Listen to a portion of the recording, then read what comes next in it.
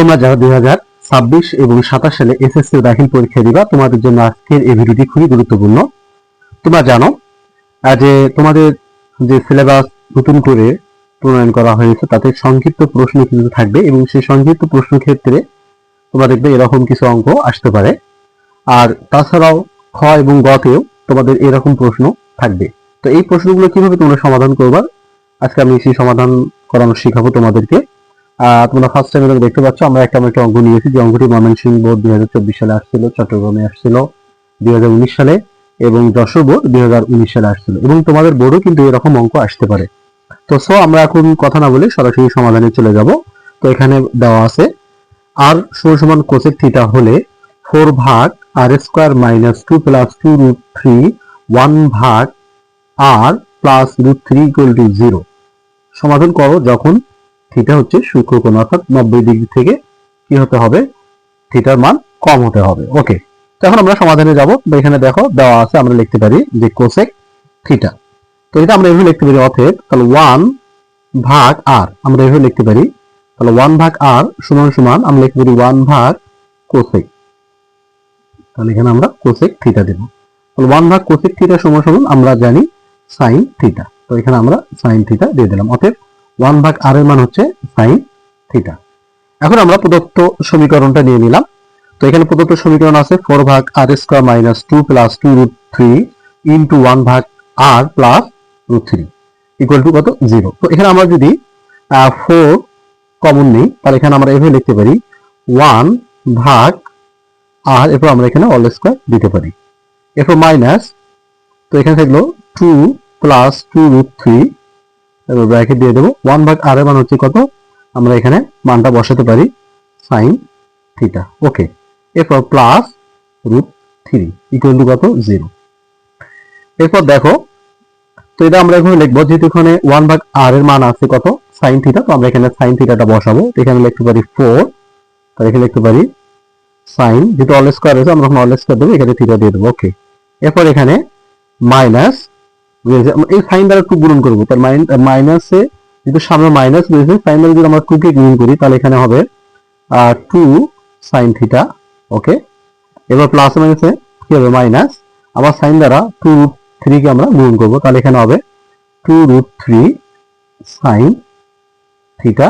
এরপর এখানে লিখতে পারি প্লাস আর রুট 3 ইকুয়াল টু কত, 0। ওকে, তো এখন আমাদের অঙ্কটা মোটামুটি লাইনে চলে আসছে। তো এখানে আমরা লিখতে পারি, এখান থেকে যেহেতু 4 সাইন স্কয়ার রয়েছে, আমাদের 4 সাইন স্কয়ার আমরা কমন, এখানে 2 সাইন কমন নিতে পারি, তাহলে এখানে লিখতে পারি 2 সাইন থিটা। যদি আমরা কমন নেই তাহলে এখানে কি থাকবে, তাহলে এখানে থাকবে 2 সাইন থিটা।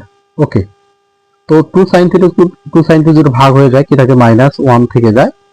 এরপর এখানে মাইনাস, এখানে আমরা রুট 3 কমন নিতে পারি, তাহলে এখানে কি থাকবে 2 সাইন থিটা, প্লাস মাইনাসে কি হয় মাইনাস, রুট 3 ভাগ হয়ে গেলে কি থাকে 1, এরপর ইকুয়াল টু আমরা 0 লিখতে পারি।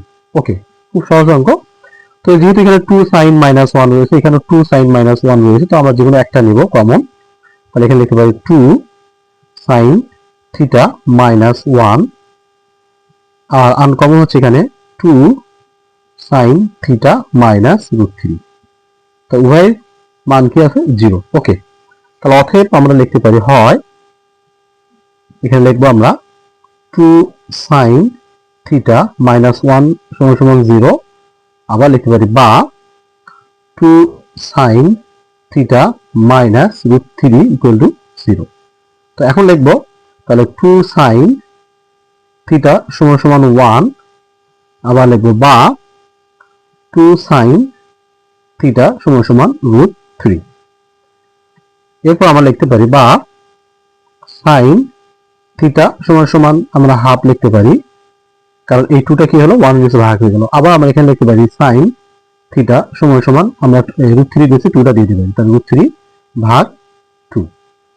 ওকে, এখন তোমরা দেখো, তোমরা জানো যে সাইন কত ডিগ্রি মান হাফ, আমরা জানি সাইন 30 ডিগ্রি মান কিন্তু হাফ। তো এখানে আমরা লিখতে পারি সাইন, এটা লিখতে পারি সাইন 30 ডিগ্রি মান হাফ, তাহলে এই সাইন ক্যান্সেল, তাহলে আমরা থিটার মান পাইলাম কত, 30 ডিগ্রি।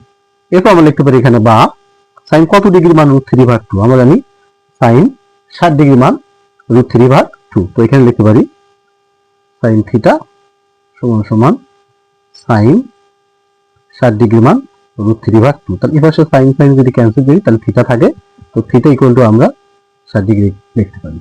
তো এটি হচ্ছে আমাদের প্রশ্নের সঠিক অ্যান্সার, অর্থাৎ থিটার মান হচ্ছে 30 বা 60 ডিগ্রি। ঠিক আছে, এটা আমরা দেখিয়ে দিলাম। এটা হচ্ছে আমাদের প্রশ্নের অ্যান্সার। তো আশা করি তোমরা বুঝতে পারছো, খুবই ইজিলি একটা অঙ্ক। যদি এই অঙ্কটি তোমরা বুঝতে পারো যে হ্যাঁ স্যার আমি বুঝতে পারছি, তাহলে তোমরা এই অঙ্কটি সমাধান করবে। সেম একই নিয়মে এখানে n equal to cos theta এবং 4n² - 2 + 2√3 into n plus √3 equal to 0 হলে থিটার মান নির্ণয় করতে হবে। এই অঙ্কটি বরিশাল বোর্ড 2023 সালে আসছিল এবং কুষ্টিয়া বোর্ড 2022 সালে এবং বরিশালে 2019 সালে আসছিল। তো অবশ্যই তোমরা এই অঙ্কটি সমাধান করে কমেন্টসে জানিয়ে দেবে হ্যাঁ স্যার আমি পেরেছি, আর যদি না পারো সেটা তোমরা জানিয়ে দিবা কমেন্টে। সকলকে ধন্যবাদ। আর যারা আমার ফেসবুকে বা ইউটিউবে ভিডিওটি দেখতেছো অবশ্যই ভিডিওটা শেয়ার করে দাও সকলের মাঝে, যাতে করে সকলে এই ভিডিওটি দেখতে পারে। আর তোমাদের জন্য একটা ছোট্ট একটা বাণী, অবশ্যই তোমরা সুশিক্ষা অর্জন করো। এই সুশিক্ষায় তোমাদেরকে দেশ গড়ার ক্ষেত্রে সহযোগিতা করতে পারে এবং একজন সুশিক্ষিত লোকেই পারে সুন্দর একটি দেশ গড়তে। আল্লাহ হাফেজ।